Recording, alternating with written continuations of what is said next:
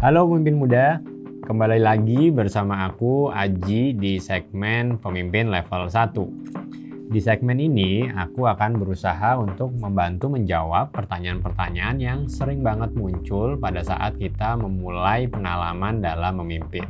Di episode yang sekarang aku akan mencoba menjawab pertanyaan yang juga sering banget muncul, yaitu gimana sih caranya supaya kita bisa berani dalam mengambil keputusan.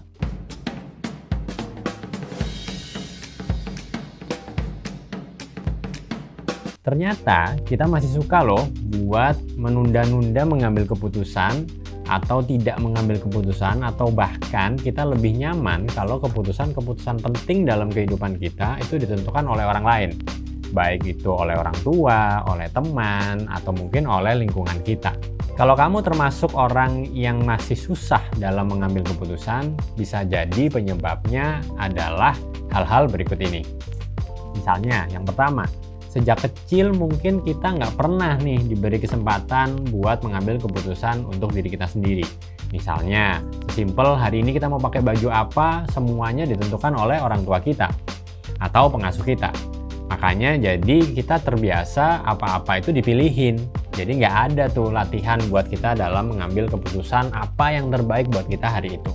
Yang kedua, kita sering tidak berani mengambil keputusan karena mungkin keputusan-keputusan kita terdahulu sering dianggap salah. Jadi akhirnya membuat kita memiliki pengalaman yang tidak mengenakan tentang mengambil keputusan. Makanya jadinya sekarang kita kayak trauma nih. Jadi malah akhirnya kita jadi enggan buat ambil keputusan sendiri dan lebih milih buat nunggu orang lain yang ambil keputusan. Yang ketiga, ketakutan kita dalam mengambil keputusan bisa juga karena kita takut akan resiko dari keputusan itu. Jadi akhirnya membuat kita nggak siap bertanggung jawab kalau seandainya keputusan-keputusan ini dampaknya nanti berdampak buruk kepada kita. Padahal teman-teman, apapun keputusan yang kita ambil akan selalu ada resiko yang menanti. Tapi kalian nggak perlu khawatir teman-teman, karena berani mengambil keputusan itu bisa dilatih. Di episode hari ini aku akan coba menjelaskan 4 cara gimana caranya supaya kamu bisa lebih berani dalam mengambil keputusan.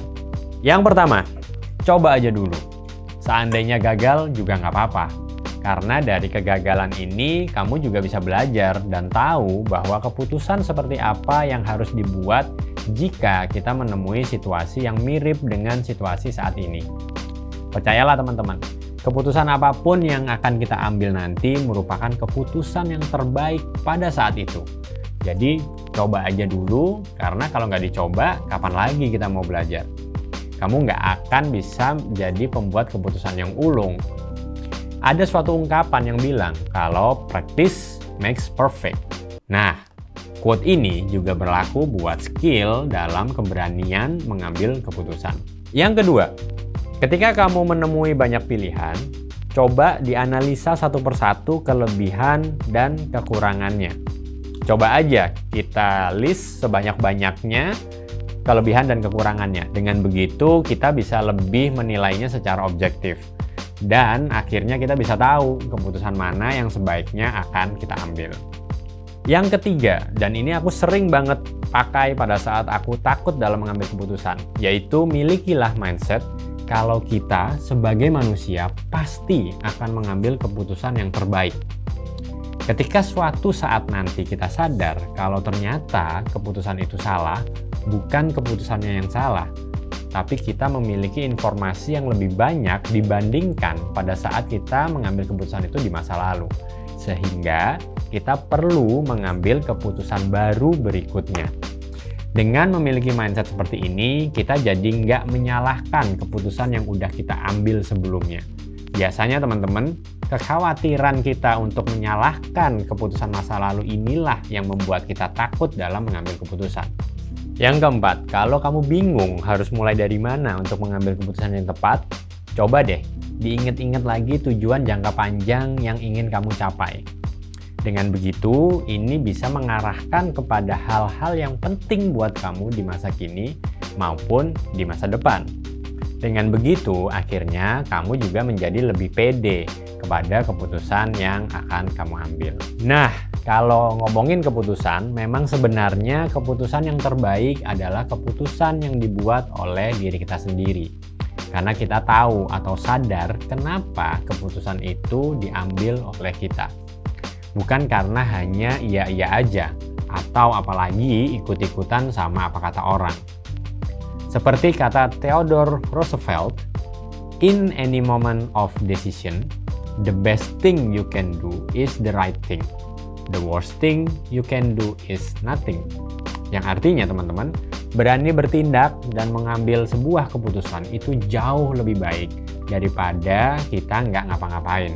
Dan ingatlah teman-teman semua, bagi seorang pemimpin, tidak mengambil keputusan atau menunda keputusan adalah keputusan itu sendiri, yang mungkin akan merugikan tim kita juga. Pengambilan keputusan memanglah nggak semudah kelihatannya, dan bisa menjadi tantangan tersendiri. Terlebih ketika kamu merasa tidak siap dalam menghadapi risiko yang akan didapat setelah keputusan itu diambil. Semakin sering kita berani untuk mengambil keputusan dan bertanggung jawab akan risikonya, akan semakin baik kualitas keputusan yang akan kita ambil. Semoga teman-teman semua bisa belajar sesuatu dari sesi ini, dan kamu jadi lebih berani ya dalam mengambil keputusan, setidaknya keputusan untuk diri kamu sendiri.